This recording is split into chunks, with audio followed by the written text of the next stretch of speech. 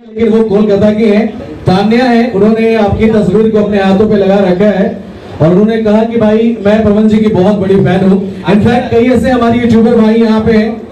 तान्या थोड़ा आप आगे आ जाए, तान्या आप आगे आ जाइए।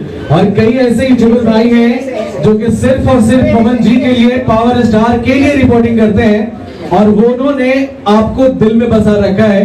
और इनफैक्ट ये आपको अपने तरफ से आभार भी प्रकट करना चाह रहे हैं, दीपक सर के तरफ से आभार भी प्रकट करना चाह रहे हैं, क्योंकि भोजपुरी में ये भी भैया एक इतिहास है।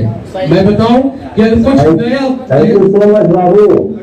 ये थैंक यू उसके लिए एक बार जोरदार तालियों से तो इस्तेमाल हो जाए पावर स्टार का यार। जी जी तान्या, तान्या आप इधर आ जाए।